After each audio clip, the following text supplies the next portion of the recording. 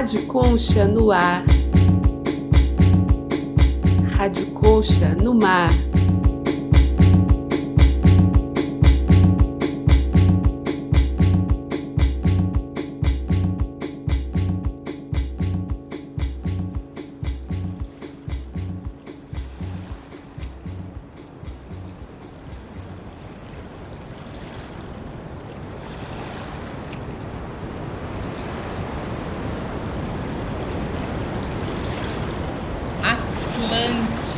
Navegação, diáspora, a resistência, indígenas, quilombo, intuição, política, samba, uma territorialidade, caminho, tempos, consciência, reza.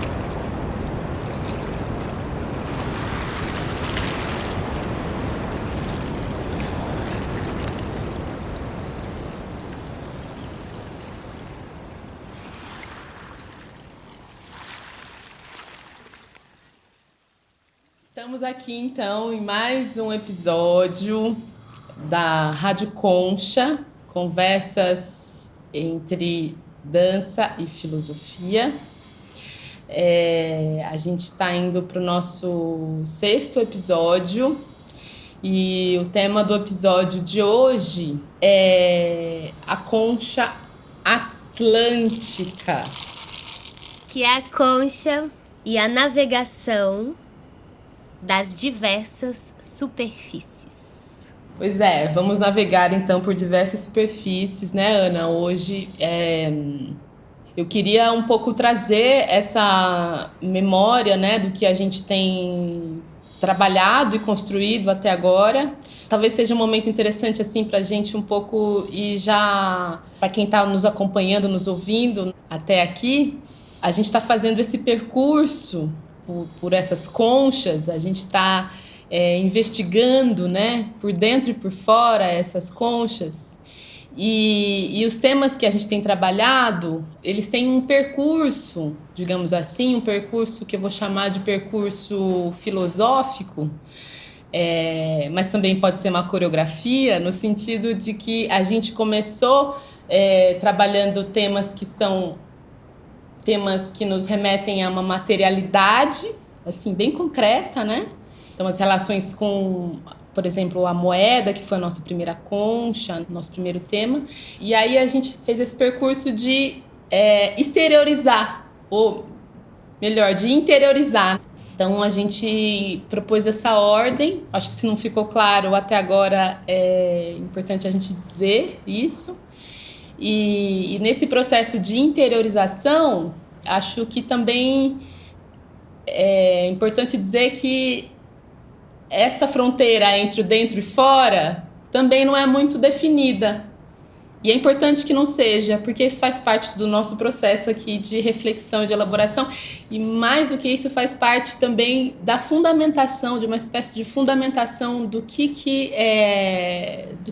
se constitui a nossa experiência enquanto mulheres negras em diáspora.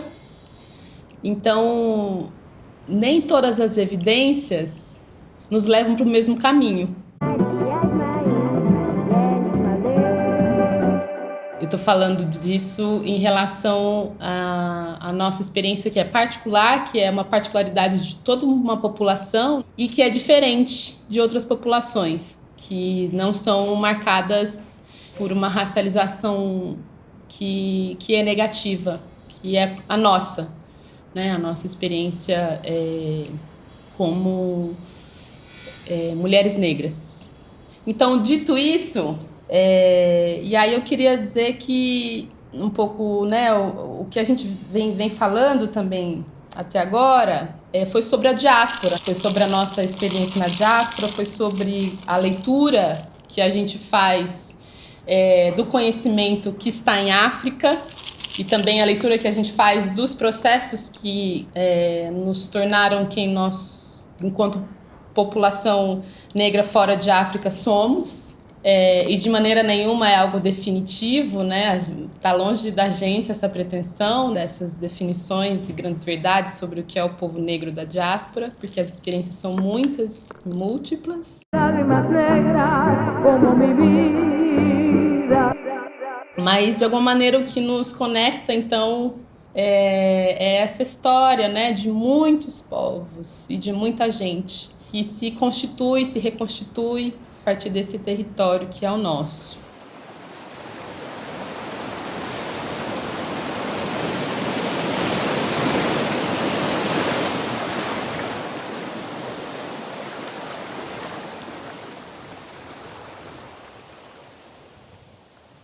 Que está fora de África.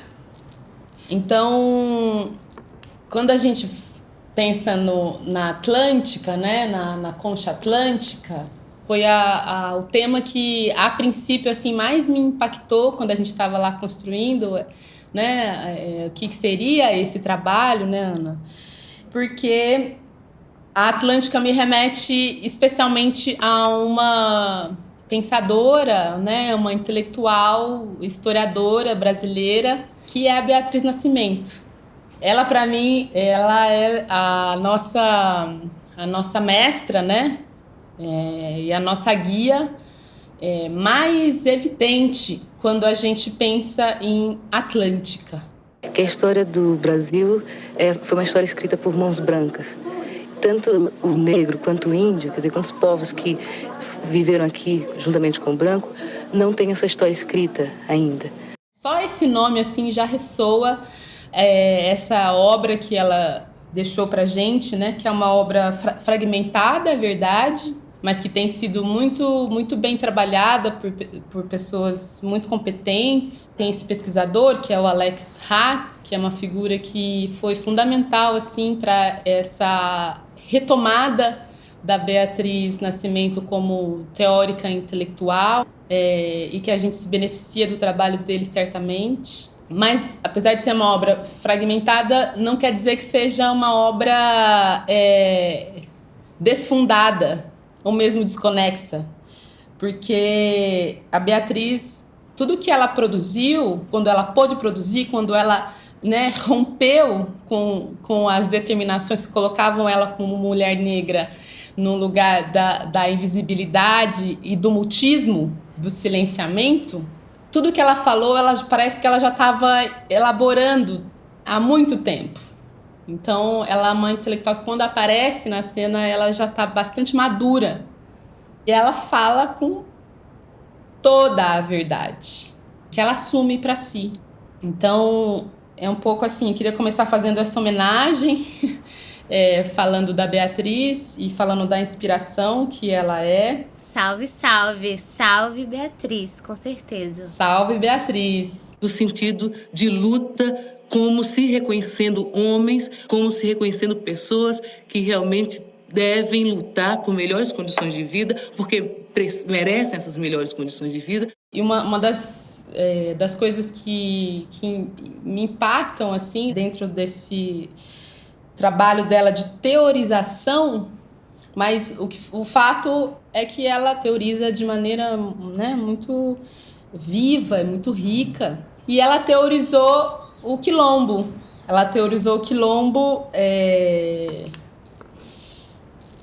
dando uma contribuição que eu acho que é um presente, foi um presente que ela nos deu. E quando a gente olha para esse presente, a gente pode pensar que é um presente para quem veio antes dela também, para além de ser um presente para o futuro, que é pensar, então, o quilombo como uma forma social.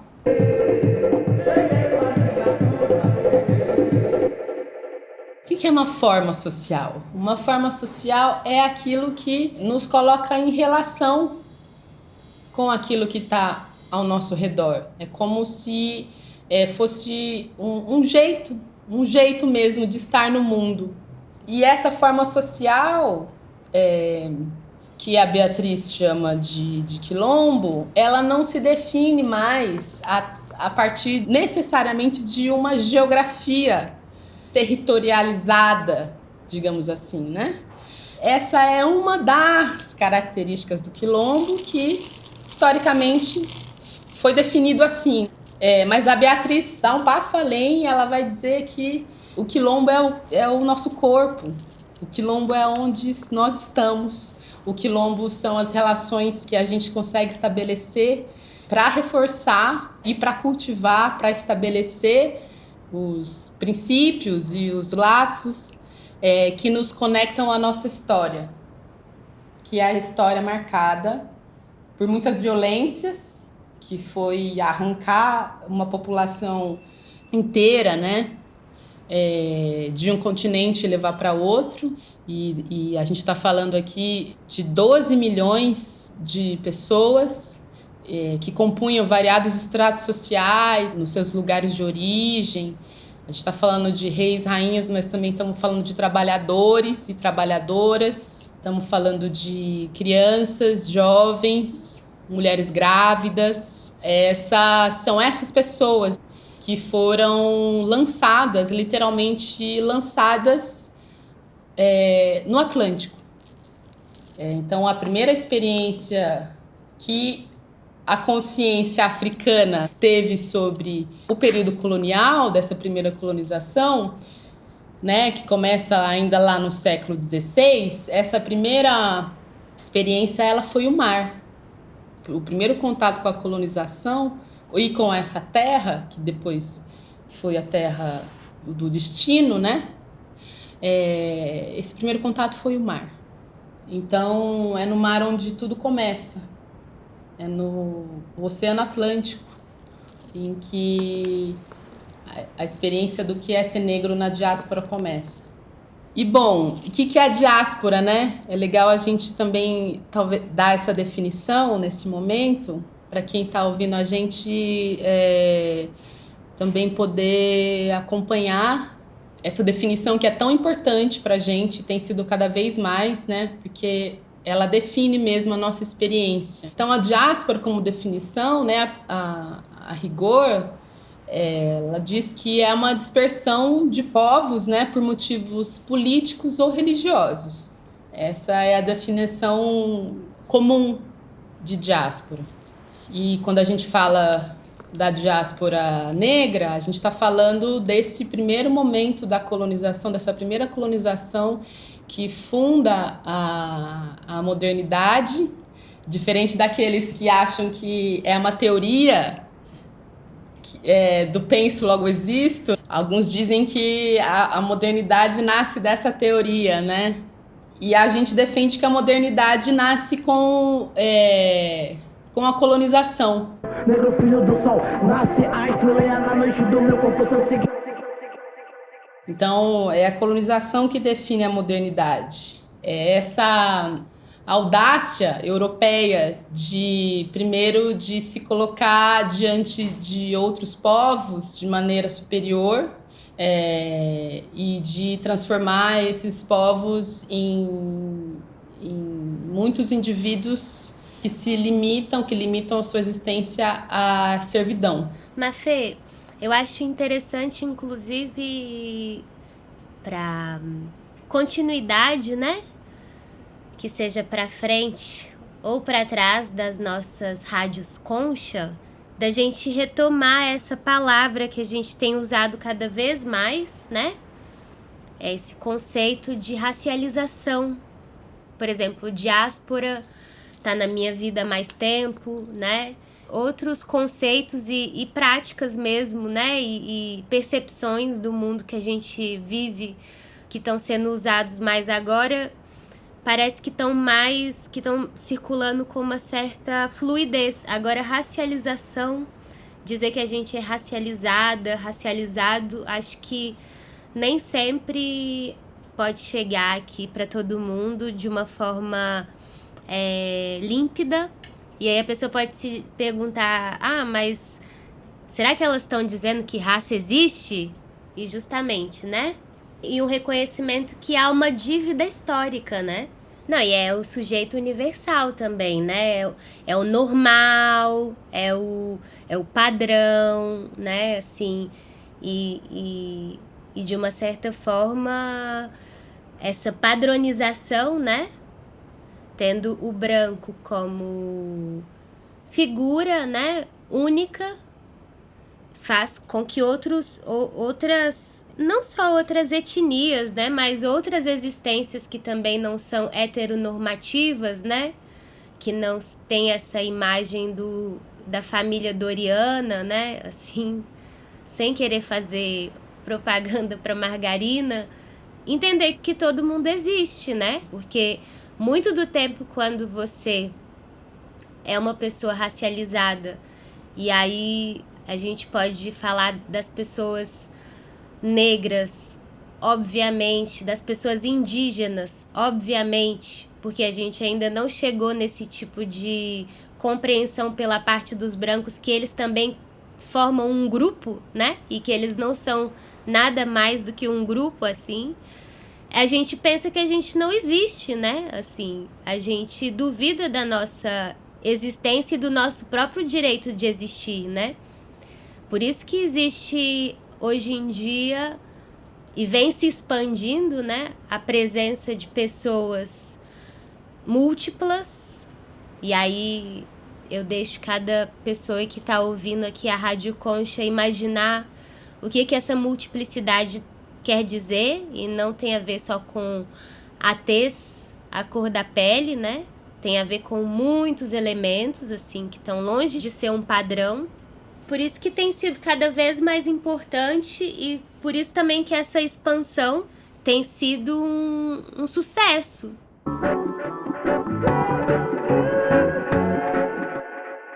Porque contempla, né? Faz com que a gente consiga entender nossa própria existência, né? Porque é muito difícil você se colocar no espaço, né? Falar, propor, realizar, se você ainda nem considera que você existe. É tão básico, né? Assim, essa questão. Enfim, conversemos mais sobre racialização, que cada pessoa que esteja aqui nos escutando, como é que ela, né? Uma pergunta aí no ar, você se enxerga? Você se enxerga, você enxerga as outras pessoas que são diferentes de você enxerga só as pessoas que são muito diferentes de você? Você, ao perceber a diferença, enxerga outras coisas, né? A dança tem muito a ver com enxergar, né? E quando eu quero dizer aqui enxergar, obviamente que as pessoas que são cegas, essas pessoas, elas têm outros superpoderes, né? Enxergar no sentido da percepção, a partir do momento que a gente percebe o outro, né? E a racialização, eu tenho a sensação que serviu muito pra gente ser apagado, né? De fato, assim, essa primeira... Nem sei se é a primeira exatamente, mas pelo menos tão impactante, né? Definição de raça, de raças superiores e raças inferiores, muito além de uma simples questão de pretensão ou de esnobismo, né? Assim, tem um lugar que é o lugar mais perverso e que persiste nas nossas sociedades contemporâneas, que é o projeto de morte, né? De genocídio, assim. Então, acaba que quando a pessoa é racializada, não é morta de fato por ser assassinada, às vezes ela vai ser envenenada, e quando nenhuma dessas formas brutais acontece, ela vai morrer de um ponto de vista subjetivo, né? Ela não vai se enxergar, ela vai se invisibilizar ela mesma, vai invisibilizar as pessoas que se parecem com ela, né? Assim, eu tô falando isso tudo, peguei aqui o gancho da nossa conversa, porque eu quero falar sobre um tema também, Mafê. Quando a gente começou a pensar sobre esse 6º episódio, né? Essa 6ª emissão Rádio Concha, a Concha Atlântica, não deixou de me vir ao coração a questão da intuição.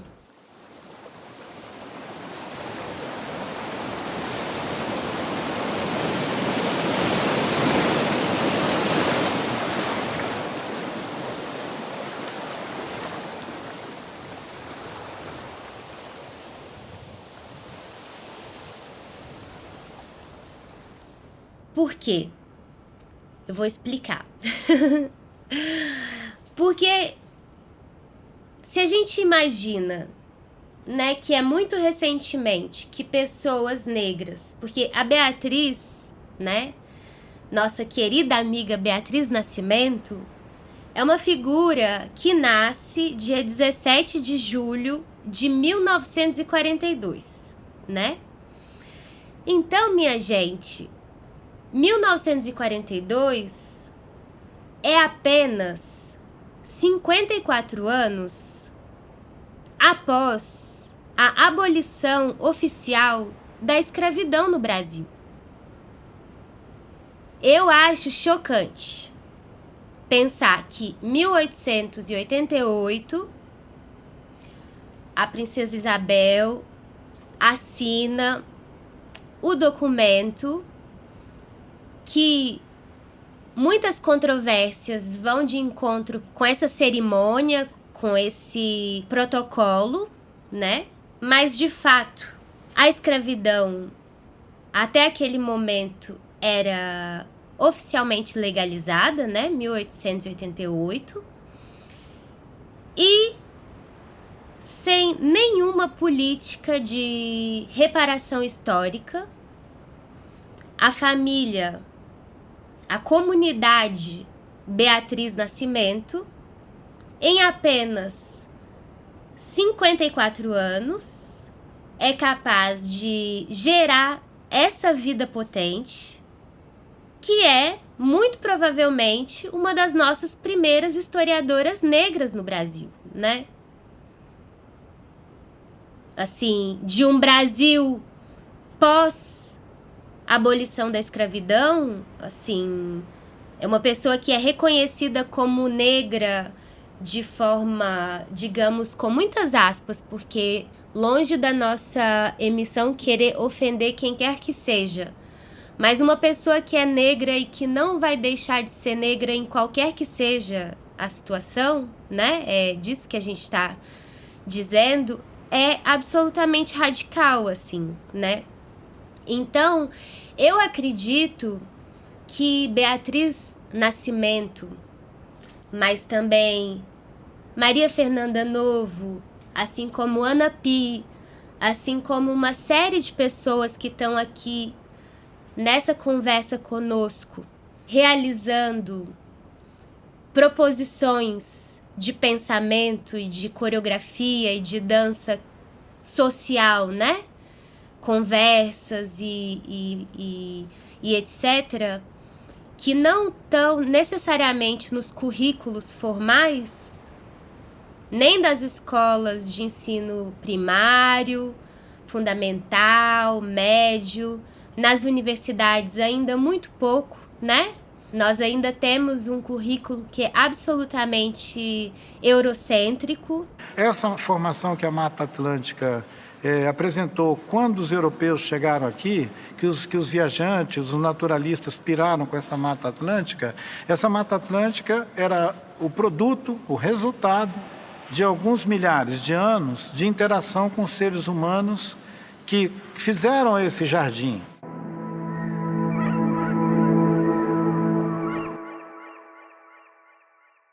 Que fala da perspectiva de que o Brasil foi um país descoberto, como se houvesse um véu em cima do Brasil, os portugueses chegaram aqui, tiraram esse véu e falaram, ó, né? Então a gente conta com esse superpoder que a gente pode chamar de intuição. Sei lá, intuição tem muito a ver com criação, né? E criação não tem a ver só com movimento, mas a intenção, né? visualização, imaginação e às vezes até constatação, porque eu fico pensando também. Beatriz Nascimento, Maria, né? Tem Maria também no nome dela, mas a gente chama ela de Beatriz Nascimento com mais facilidade. É uma pessoa que nasce no Sergipe, né? Que não tá muito longe do estado de Alagoas. E por falar em quilombo, o quilombo tão grandioso, né? Que marca, é um dos poucos quilombos que a gente ouve falar por conta dessa figura heróica, que é a figura do Zumbi dos Palmares, né? O Quilombo dos Palmares deixou suas histórias, sabe? Deixou seus rastros. Teve gente, talvez eu gosto de pensar isso também como forma de intuir. Eu fico pensando assim, vai ver a avó da Beatriz Nascimento sabia de histórias muito reais desse quilombo ou de outro tão importante quanto, entendeu? E que essa pensadora, além de ser uma mulher pioneira e corajosa, também pôde contar com essa força da resistência, né?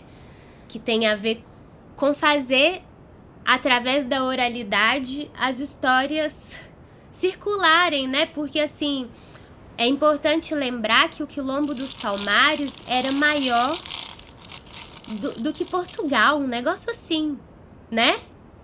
Tem uma coisa dessa que eu preciso conferir. Eu sempre preciso conferir tudo, mas eu vou conferir.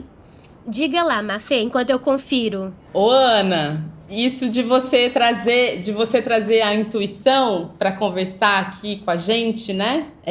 A intuição como essa palavra que parece que ela só se materializa quando a gente fica bem perto dela. E aí é o tipo de coisa que a gente sabe o que é, mas não sabe dizer.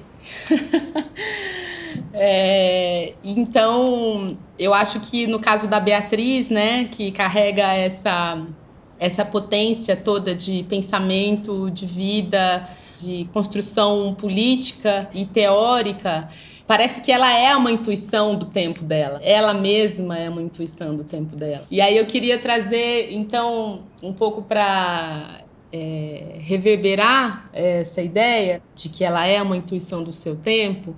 Ela escreveu um texto em 74, né? Um artigo que se chama Por uma História do Homem Negro.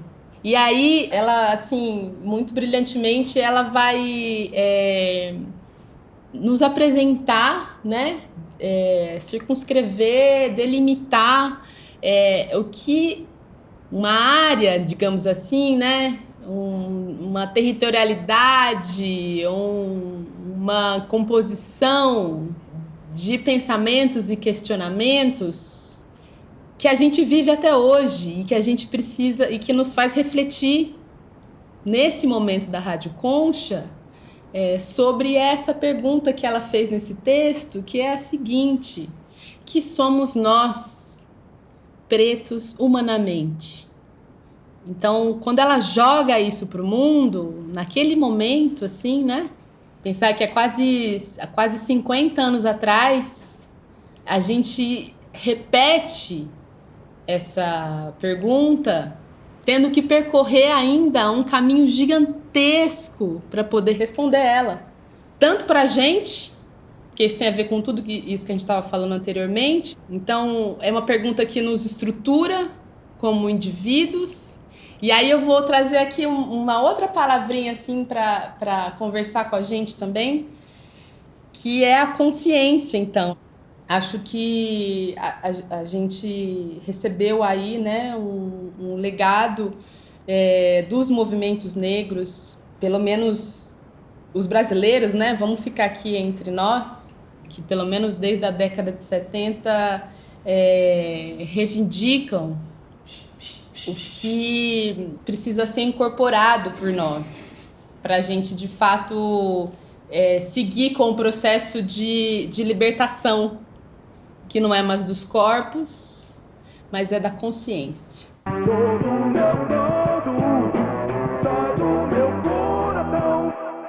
E aí a consciência também eu trago ela aqui porque ela tem muitos sentidos. Eu gosto muito de pensar em 2 sentidos especialmente. Um deles é que diz que a consciência ela é algo que nos remete a conhecer algo verdadeiramente. Você está ciente, estamos cientes da nossa realidade enquanto mulheres negras. Isso é algo da nossa estrutura como indivíduo, que já passou pelos processos de reflexão muito profundas, assim, sobre o que é isso, sobre o que somos, então. Isso é uma parte da consciência. A outra parte é isso que torna a consciência algo coletivo, algo compartilhado, é uma comunidade, né? Com múltiplas consciências que a gente forma a nossa própria. E aí eu tô falando que é com múltiplas consciências do que significa a nossa estrutura de identidade, a nossa estrutura subjetiva. A subjetividade, nesse caso, ela combina com a consciência, mas ela é anterior, né? Ela é anterior, é como se nesse processo de formação da nossa subjetividade, a gente fosse incorporando um monte de coisas, inclusive dessa estrutura racista que nos atravessa e que a gente vai assimilando desde quando a gente chega no mundo.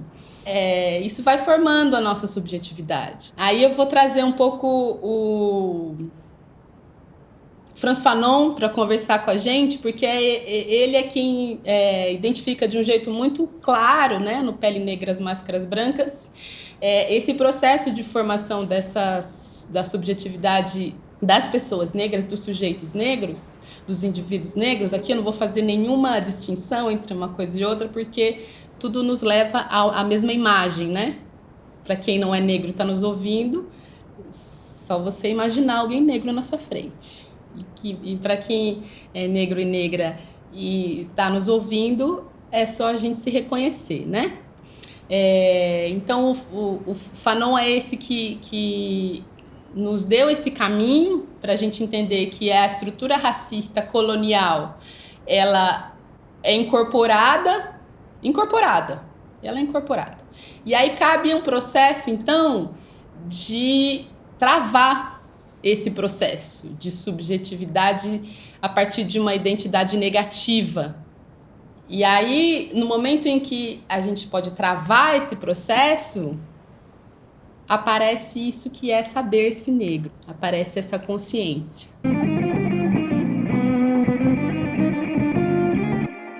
Eu vou trazer aqui, né, um pouco para remeter à nossa história mais recente de organização de tantas pessoas, tantos grupos que têm feito em diversas frentes de atuação, né, e de luta, tem feito a ideia de que a consciência do negro, a consciência do ser negro, ela é o primeiro passo que a gente dá firme, quando a gente pisa firme no chão, quando a gente pisa no nosso território. É quando o quilombo está no nosso corpo. Imagina isso.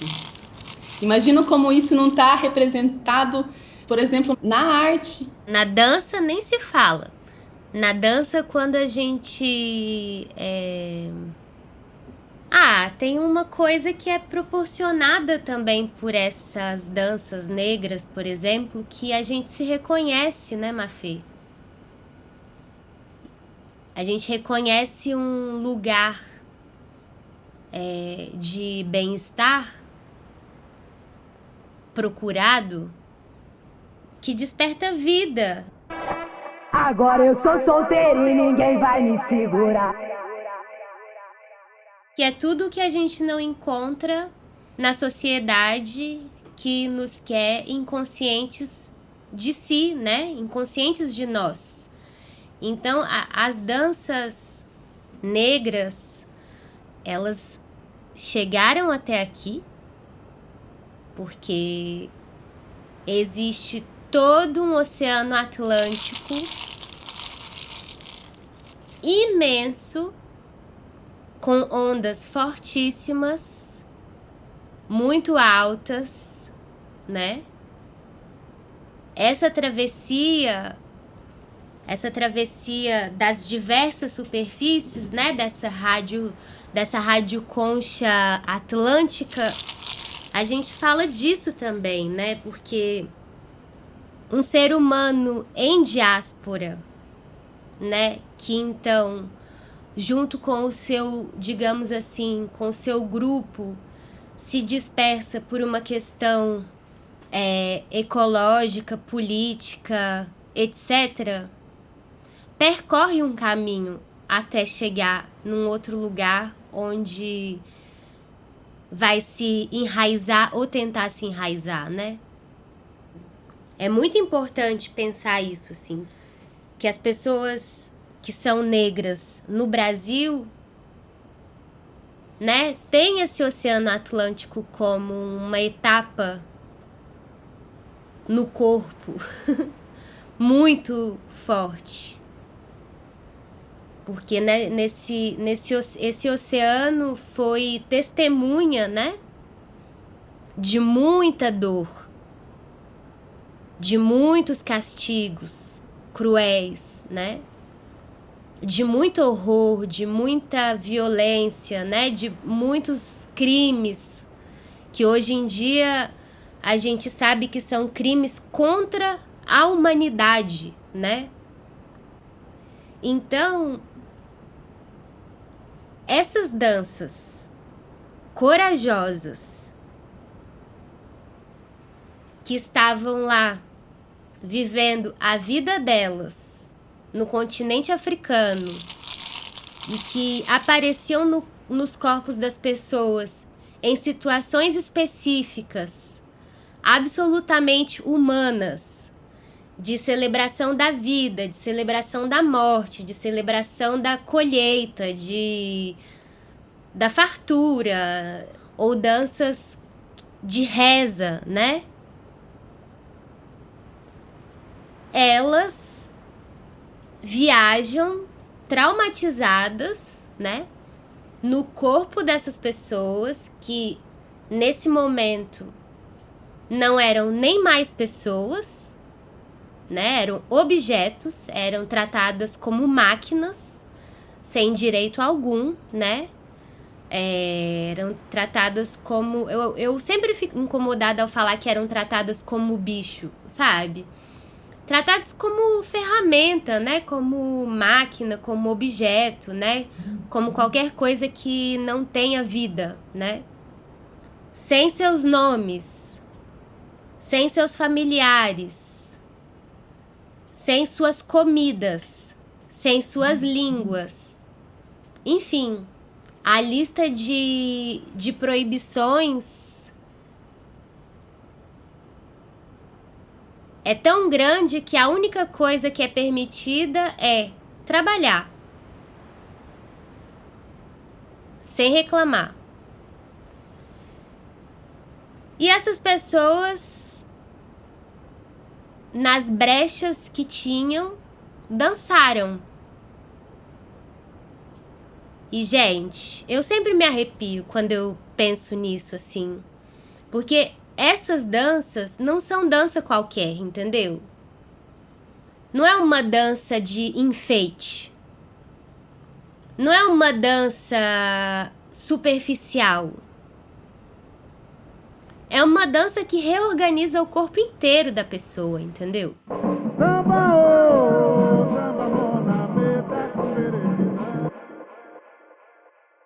Eu aproveito esse momento, eu fiquei pensando durante a Rádio Concha inteiro qual momento que seria esse momento. Mas chegou o momento. Atenção.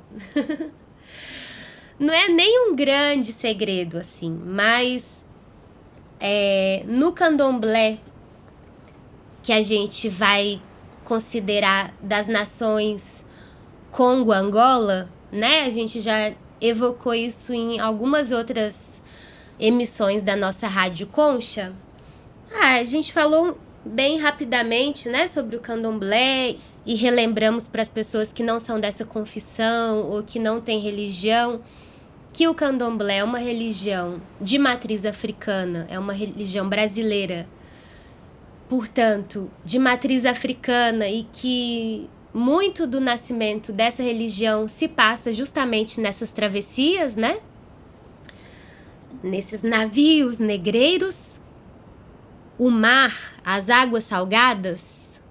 Na cosmovisão desses povos que dão origem ao candomblé no Brasil, o mar é uma força da natureza. E uma força da natureza é divinal. E imaginem aqui conosco, numa travessia em que nós estamos apenas rodeados e rodeadas pelo mar. Para quem que a gente vai rezar? A gente vai pedir bênção para quem? Se a gente estiver no meio do Oceano Atlântico, para quem que a gente pede bênção? Para o mar. A gente vai pedir bênção para o mar. Então, de uma forma mais conhecida, a divindade a qual eu estou aqui me adiantando se chama Iemanjá, que é uma das divindades mais conhecidas no mundo afrodiaspórico e que, para as nações Congo-Angola, uma de suas variações se chama samba. Então, se a gente está no meio de uma travessia, de fato, no meio do Oceano Atlântico, samba vem com a gente.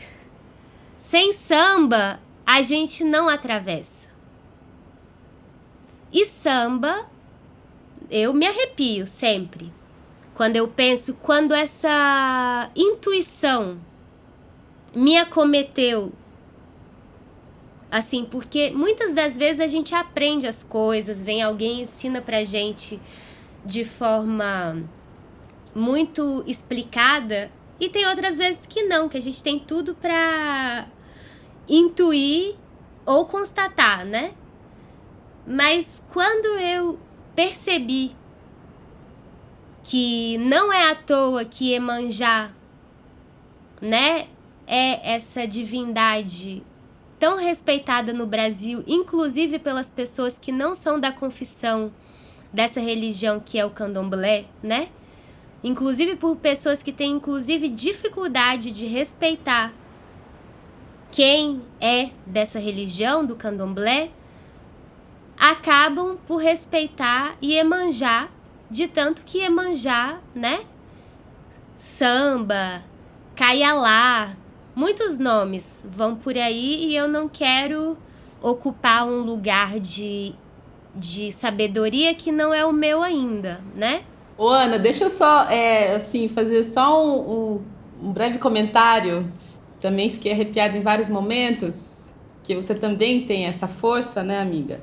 Que é isso que nos atravessa sem que a gente tenha conhecido. E aí eu fico pensando que a nossa experiência negra da diáspora significa uma abertura para tempos, para possibilidades de tempos que não coincidem com esse da nossa biografia, da nossa história individual, né, pessoal. Então, é como se a gente viesse com essa ligação a mais com a vida. A gente tem uma ligação a mais com a vida, que é essa possibilidade da gente navegar por superfícies de tempo que não necessariamente a gente viveu, com a nossa consciência individual, biológica e biográfica. E eu acho que é disso que a gente está falando aqui, né? Quando a gente traz a intuição, quando a gente traz a consciência, né? Quando a gente traz a Atlântica. A Atlântica é isso, é a gente se apossar, se apropriar, engolir e ser engolidas por muitos tempos, que não é esse que a gente vive aqui agora. Linear, uma linha chata, né? Uma linha mentirosa. Uma das coisas que mais me aborrece com essa linha é a ideia de uma evolução que não é lógica, entendeu? E que a gente, de fato, na escola, né, precisou passar aí alguns anos sem poder questionar, inclusive, né, essa única linha possível de entendimento do tempo, e que no fim das contas ela conta umas mentiras no meio do caminho, né? E uma das mentiras que ela conta é que o Brasil é um país em que não havia nada aqui antes, né? Que os portugueses vieram para trazer a civilização, que os portugueses civilizaram esse povo africano que em um dado momento do projeto colonial disseram que a gente não tinha alma.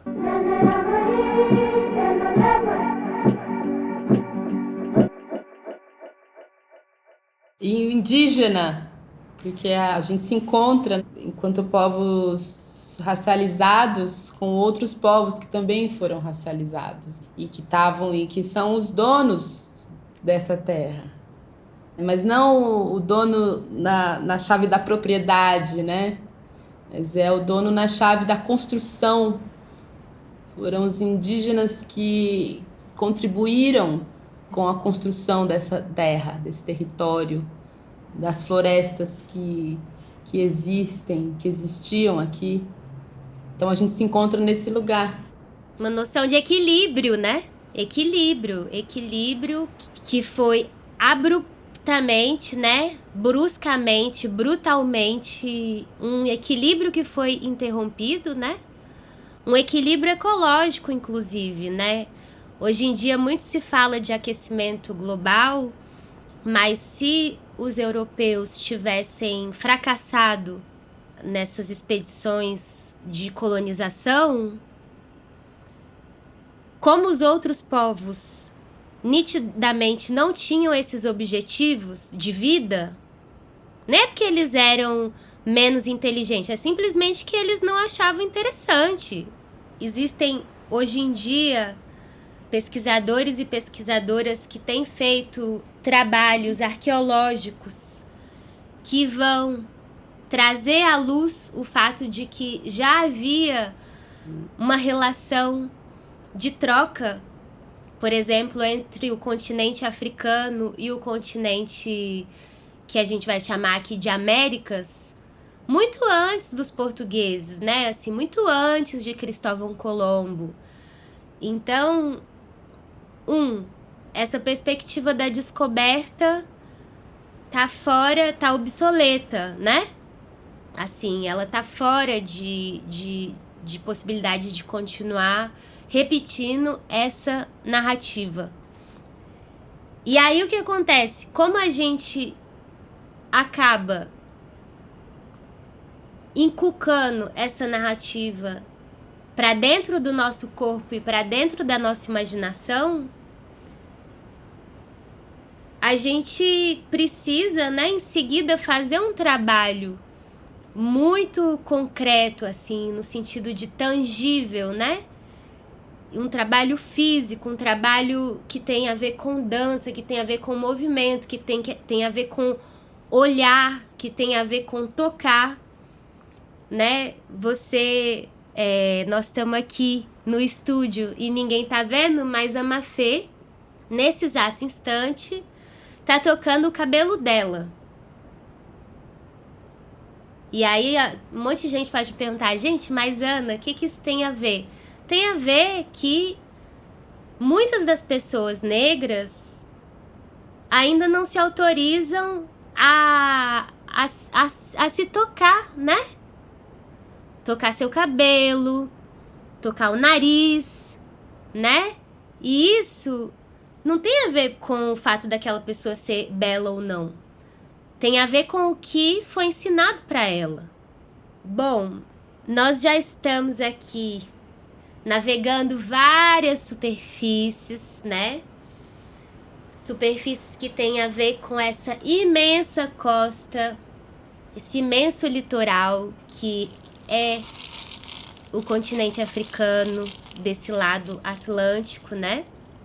Que deve ter lindíssimas praias, em que a gente deve poder ver maravilhosos pôres do sol, nasceres do sol. A gente tem esse oceano Atlântico misterioso, profundo, né? Gigantesco, né? É um oceano muito grande e a forma como que a gente entende que o planeta Terra é retratado assim, né? A gente tem de fato o Oceano Atlântico no meio, né? Assim, impossível escapar dele, ele tá ali no meio do que a gente é convidada a olhar, assim, de cara, assim. E nessa outra borda tem nós, nossa imensa costa, nosso imenso litoral. E essas superfícies, elas vão se adentrando, né? Porque se a gente veio do mar e tem gente, nossa, até na floresta amazônica, significa que a gente vai entrando junto com o mar nessa terra toda, né? Então, todas as superfícies nos diz respeito. E aonde quer que você esteja nos ouvindo, a Rádio Concha de hoje vai ter a ver com tocar. Você já tocou as diversas superfícies do seu próprio corpo? Você já tocou as diversas superfícies dos corpos de outras pessoas? Ou de seres que não são humanos? Você toca com muito respeito? Você toca com curiosidade, com delicadeza? Como que você toca? Como você se toca, como é que você toca o outro, ou a outra, ou o outri, a outri. Rádio Concha, conversas sobre dança e filosofia.